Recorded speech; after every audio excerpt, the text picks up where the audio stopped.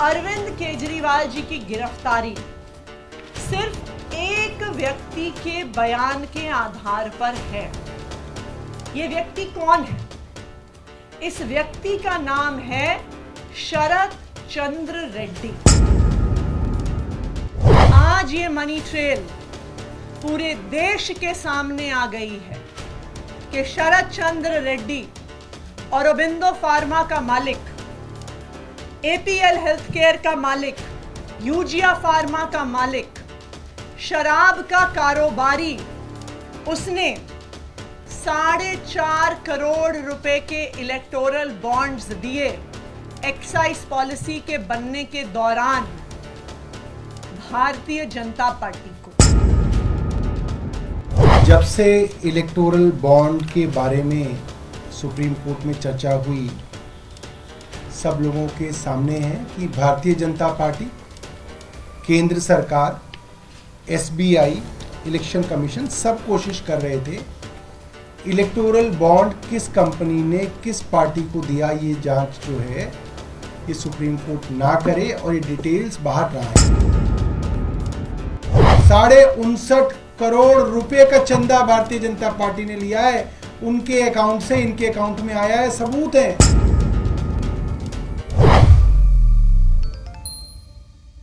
ਸਤਿ ਸ਼੍ਰੀ ਅਕਾਲ। D5 channel Punjabi ਦੇਖ ਰਹੇ ਸਾਰੇ ਦਰਸ਼ਕਾਂ ਦਾ ਮੈਂ ਧਰਮਿੰਦਰ ਸੰਧੂ ਸਵਾਗਤ ਕਰਦਾ ਹਾਂ। ਅਰਵਿੰਦ ਕੇਜਰੀਵਾਲ ਦਿੱਲੀ ਦੇ ਮੁੱਖ ਮੰਤਰੀ, ਜਿਨ੍ਹਾਂ ਦੀ ਗ੍ਰਿਫਤਾਰੀ ਹੋ ਚੁੱਕੀ ਹੈ ਤੇ ਗ੍ਰਿਫਤਾਰੀ ਤੋਂ ਬਾਅਦ 'ਚ ਆਮ ਆਦਮੀ ਪਾਰਟੀ ਵੱਲੋਂ ਲਗਾਤਾਰ ਰੋਸ ਪ੍ਰਦਰਸ਼ਨ ਕੀਤੇ ਜਾ ਰਹੇ ਨੇ। ਇੱਕ ਪਾਸੇ ਰੋਸ ਪ੍ਰਦਰਸ਼ਨ ਤੇ ਦੂਜੇ ਪਾਸੇ ਦਿੱਲੀ ਦੇ ਮੰਤਰੀਆਂ ਵੱਲੋਂ ਪ੍ਰੈਸ ਕਾਨਫਰੰਸਿਸ ਵੀ ਕੀਤੀਆਂ ਜਾ ਰਹੀਆਂ ਨੇ। ਦਿੱਲੀ ਦੀ ਮੰਤਰੀ ਆਤਸ਼ੀ ਤੇ ਹੋਰਨਾਂ ਮੰਤਰੀਆਂ ਨੇ ਪ੍ਰੈਸ ਕਾਨਫਰੰਸ ਕੀਤੀ ਹੈ, ਜਿਹਦੇ ਵਿੱਚ ਉਹਨਾਂ ਨੇ ਵੱਡੇ ਖੁਲਾਸੇ ਕਰ ਦਿੱਤੇ ਨੇ। ਖੁਲਾਸੇ ਇਸ ਤਰ੍ਹਾਂ ਕੀਤੇ ਨੇ ਕਿ ਉਹਨਾਂ ਦਾ ਕਹਿਣਾ ਹੈ ਕਿ ਦਿੱਲੀ ਦੇ ਮੁੱਖ ਮੰਤਰੀ ਅਰਵਿੰਦ ਕੇਜਰੀਵਾਲ ਦੀ ਗ੍ਰਿਫਤਾਰੀ ਸਿਰਫ ਇੱਕ ਵਿਅਕਤੀ ਦੇ ਬਿਆਨ ਦੇ ਉੱਤੇ ਹੋਈ ਹੈ। ਉਹਦਾ ਨਾਮ ਹੈ ਸ਼ਰਦ ਚੰਦਰ ਰੈੱਡੀ, ਤੇ ਜੋ ਇੱਕ ਫਾਰਮਾ ਕੰਪਨੀ ਦਾ ਮਾਲਕ ਵੀ ਹੈ। ਤੇ ਉਹਦੇ ਬਾਰੇ ਇਹਨਾਂ ਨੇ ਇਹ ਵੀ ਖੁਲਾਸਾ ਕੀਤਾ ਹੈ ਦਿੱਲੀ ਦੇ ਮੰਤਰੀਆਂ ਨੇ ਕਿ ਕੁਝ ਦਸਤਾਵੇਜ਼ ਵੀ ਦੱਸੇ ਨੇ ਜਿਹੜੇ ਚੋਣ ਬੌਂਡਸ ਦੇ ਨਾਲ ਸੰਬੰਧਿਤ ਨੇ ਕਿ ਭਾਜਪਾ ਨੂੰ ਕਿੰਨਾ ਚੰਦਾ ਦਿੱਤਾ ਗਿਆ ਹੈ उस व्यक्ति ਵੱਲੋਂ। अरविंद केजरीवाल जी की गिरफ्तारी सिर्फ एक व्यक्ति के बयान के आधार पर है। यह व्यक्ति कौन है? इस व्यक्ति का नाम है शरद चंद्र रेड्डी।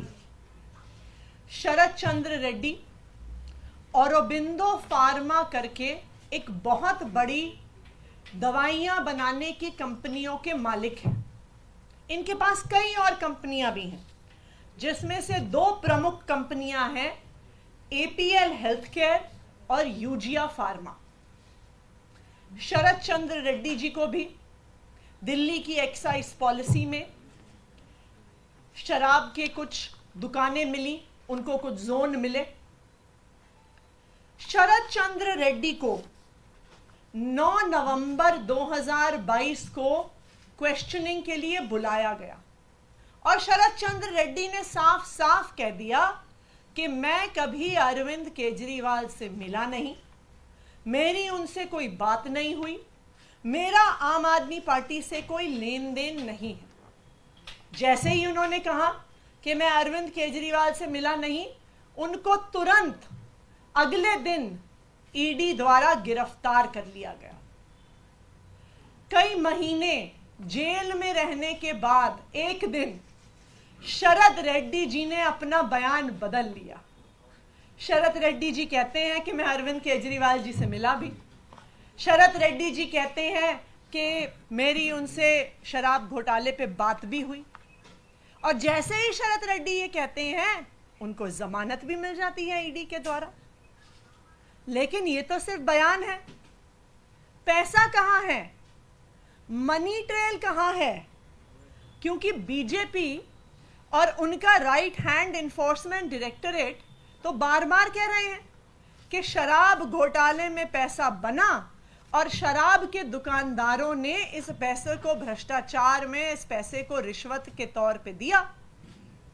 लेकिन ये तो शरद चंद्र रेड्डी का सिर्फ बयान है, जिसके आधार पर अरविंद केजरीवाल को गिरफ्तार किया गया है। मनी ट्रेल कहां है? मैं बताती हूं आपको कि मनी ट्रेल कहां है।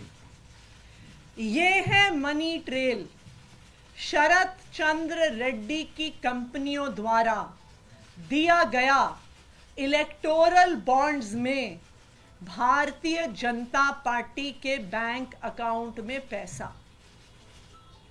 आज ये मनी ट्रेल पूरे देश के सामने आ गई है कि शरद चंद्र रेड्डी, औरोबिंदो फार्मा का मालिक, एपीएल हेल्थकेयर का मालिक, यूजिया फार्मा का मालिक, शराब का कारोबारी, उसने 4.5 करोड़ रुपए के इलेक्टोरल बॉन्ड्स दिए एक्साइज पॉलिसी के बनने के दौरान भारतीय जनता पार्टी को। उसके बाद गिरफ्तार होने के बाद 55 करोड़ रुपए के इलेक्टोरल बॉन्ड्स दिए भारतीय जनता पार्टी को। तो जिस मनी ट्रेल की पिछले 2 साल से तलाश हो रही थी, आज वो मनी ट्रेल सामने आ गई है कि आखिरकार शराब के कारोबारियों ने पैसा किसको दिया, पैसा कहां गया और पैसा कब गया। तो अब मैं प्रधानमंत्री नरेंद्र मोदी जी को चैलेंज कर रही हूं, मैं उनके राइट हैंड इन्फोर्समेंट डायरेक्टरेट को चैलेंज कर रही हूं कि आज शराब घोटाले की मनी ट्रेल मिल गई है। सारा पैसा भारतीय जनता पार्टी के बैंक अकाउंट में गया है। तो enforcement directorate Bharatiya Janata party को आरोपी बनाए और enforcement directorate Bharatiya Janata party के राष्ट्रीय अध्यक्ष जेपी नड्डा को गिरफ्तार करे, क्योंकि अब पहली बार एक्साइज पॉलिसी के मामले में आधिकारिक मनी ट्रेल सामने आ गया है और ये मनी ट्रेल सीधा शराब के कारोबारियों से भारतीय जनता पार्टी के बैंक अकाउंट में गया है। अब मैं चाहूंगी कि सौरभ भारद्वाज जी और डिटेल में इस बात को रखें। नमस्कार साथियों, जब से इलेक्टोरल बॉन्ड के बारे में सुप्रीम कोर्ट में चर्चा हुई, सब लोगों के सामने है कि भारतीय जनता पार्टी, केंद्र सरकार, एसबीआई, इलेक्शन कमीशन सब कोशिश कर रहे थे इलेक्टोरल बॉन्ड किस कंपनी ने किस पार्टी को दिया, ये जांच जो है ये सुप्रीम कोर्ट ना करे और ये डिटेल्स बाहर ना आए। मगर जब से ये डिटेल्स बाहर आई हैं, बहुत serious questions Bharatiya Janata party से उठते हैं और मैं आपको डेट वाइज बताऊंगा ताकि हर एक साधारण आदमी को समझ में आ जाए कब कहा गया कि औरोबिंदो फार्मेसी और उसके डायरेक्टर मनी लॉन्ड्रिंग कर रहे हैं। मनी लॉन्ड्रिंग कर रहे हैं का मतलब तो भ्रष्टाचार कर रहे हैं। ईडी कह रही है कि वो भ्रष्टाचार कर रहे हैं। जो कंपनी मनी लॉन्ड्रिंग कर रही है या जो आदमी मनी लॉन्ड्रिंग कर रहा है, आपकी ईडी उसको छापा मार रही है, आपकी ईडी उसको गिरफ्तार कर रही है, वो कंपनी आपको चंदा दे रही है। और 1-2 नहीं, 59.5 करोड़, 59.5 करोड़ रुपए का चंदा भारतीय जनता पार्टी ने लिया है। उनके अकाउंट से इनके अकाउंट में आया है, सबूत है। सुनिए, नवंबर से पहले, नवंबर 2021 से पहले की बात बतानी जरूरी है, क्योंकि नवंबर 2021 में ये पॉलिसी आई और इस पॉलिसी के अंदर ईडी का आरोप है कि शरद चंद्र रेड्डी और उनसे संबंधित कंपनियों को दिल्ली के अंदर 5 जोन मिले लिकर वेंट्स के। बहुत बड़ी बात है, ये एलिगेशन है। ये पॉलिसी नवंबर 2021 में आई, तो जब ये पॉलिसी चल रही थी उस दौरान, यानी कि 5 जनवरी 2022 को ये पॉलिसी उस वक्त रन कर रही थी। इनके पास 5 जोन थे। उस दौरान औरोबिंदो फार्मा ने 3 करोड़ के बॉन्ड खरीदे और उसके कुछ दिनों में बीजेपी ने वो बॉन्ड इनकैश करा लिए। अभी सबूत आ गए हैं कि भारतीय जनता पार्टी ने ये पैसा ले लिया है। उसके कुछ दिनों बाद जुलाई में औरोबिंदो फार्मा ने 1.5 करोड़ रुपए के बॉन्ड खरीदे जुलाई 2022 में ही बीजेपी ने वो बॉन्ड इनकैश करा लिए, औरबिंदो फार्मा का पैसा आ गया। अभी तक औरबिंदो फार्मा के ऊपर कोई मुकदमा नहीं चला है, ठीक है। अब इसके बाद आते हैं नवंबर में। अब आपको मालूम ही है कि जुलाई के अंदर ये पॉलिसी 2022 में वापस आ गई, सरकार ने वो पॉलिसी वापस ले ली और ये बात होने लगी, सब जगह मुकदमे दर्ज होने लगे, सीबीआई के मुकदमे दर्ज हो गया कि ये जो कंपनियां हैं ये अब रडार में हैं, इनके ऊपर जांच चल रही है। अब आप सुनिए कि 9 नवंबर को 2022 ईडी शरद चंद्र रेड्डी को बुलाती है। शरद चंद्र रेड्डी कहते हैं कि मैं अरविंद केजरीवाल से कभी नहीं मिला, कोई पैसे का कोई लेन देन नहीं है, कोई सवाल ही नहीं उठता। अगले दिन 10 नवंबर 2022 को शरद चंद्र रेड्डी को ईडी गिरफ्तार कर लेती है। अब सुनिए, ईडी की गिरफ्त में है शरद चंद्र रेड्डी, गिरफ्तार हो चुके हैं। 10 नवंबर 2022 को गिरफ्तार हुए हैं। 15 नवंबर 2022 को औरबिंदो फार्मा 5 करोड़ रुपए के बॉन्ड खरीद के बीजेपी को देता है। अब ये साफ है, आपके पास वो आदमी है, उसका डायरेक्टर आपके पास अंदर है जेल में, पीएमएलए में, मनी लॉन्ड्रिंग में, उसके पिताजी की कंपनी है, आपने 5 करोड़ रुपए उस कंपनी से भारतीय जनता पार्टी ने बॉन्ड में ले ली। अब आगे सुनिए, ये भी इनकैश करा लिए गए। इसके बाद 6 जनवरी 2023, इस वक्त शरद चंद्र रेड्डी जेल में है, 5 करोड़ रुपए देने के बाद भी जेल में है। शरद चंद्र रेड्डी से दोबारा से पूछा गया, चार्जशीट दायर की गई। चार्जशीट के अंदर ईडी ने कहा कि शरद चंद्र रेड्डी ने माना नहीं है, मगर ईडी कह रही है कि यह किंगपिन है। जो कल अरविंद केजरीवाल जी को किंगपिन बताया जा रहा था, वो 6 जनवरी 2023 में शरद चंद्र रेड्डी थे, उनको किंगपिन बताया गया और उनके खिलाफ चार्जशीट दायर कर दी गई और बताया गया ये सबसे बड़े बेनिफिशियरी हैं। जैसे कल अरविंद केजरीवाल जी को बताया कि ये किंगपिन भी है और बेनिफिशियरी भी है, ये शरद चंद्र रेड्डी थे 1 साल पहले।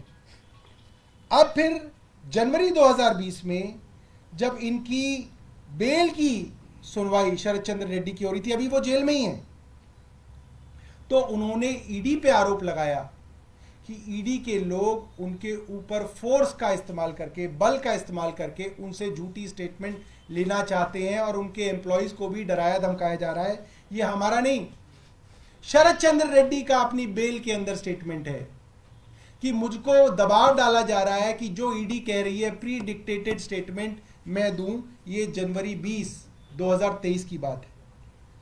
अब 6 महीने बीतते हैं, आदमी जेल के अंदर सड़ रहा है, करोड़पति बाप का बेटा, कई बड़ी बड़ी कंपनियों का मालिक जेल में चक्की पीसेंगे।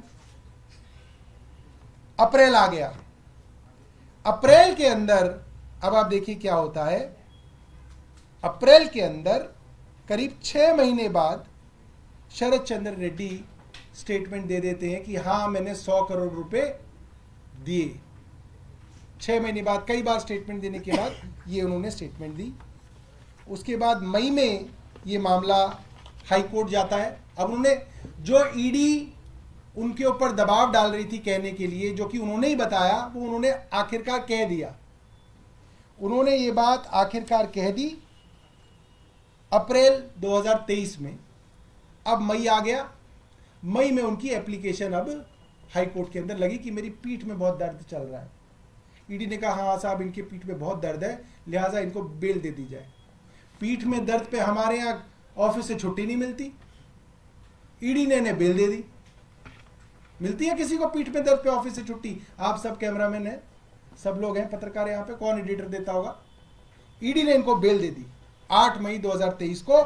और जैसे ही बेल मिली, पंछी आजाद हुआ। 2 जून 2023 को कहा गया सरकारी गवाह बने शरद चंद्र रेड्डी, मतलब सरकार की शरण में आ गए। अब जब शरण में आ गए तो जैसे जो भी शरण में आता है फिर वो प्रसाद चढ़ाना पड़ता है। फिर आप प्रसाद की कहानी सुनिए।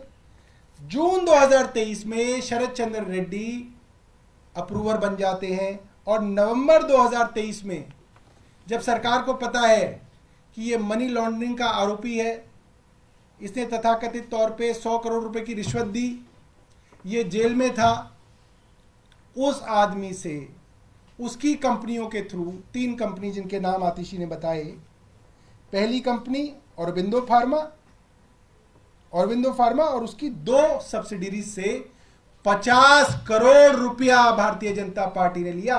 50 करोड़ रुपया छोटा मोटा नहीं है कि कोई 50,000 रुपए डाल गया, प्लीज ले लो। 50 करोड़ रुपए के electoral bond Bharatiya Janata party ने शरद चंद्र रेड्डी की कंपनियों से लिए। अब क्या हुआ? ये तो क्योंकि छुपा हुआ था, किसी को पता ही नहीं चलना था किससे कौन क्या ले रहा है, किसी को बताना नहीं था। कानून बना दिया था देश में कि कौन सी कंपनी किससे पैसा ले रही है, कौन सी कंपनी किस पार्टी को पैसा दे रही है। ये कानून है देश का कि किसी को नहीं बताया जाएगा।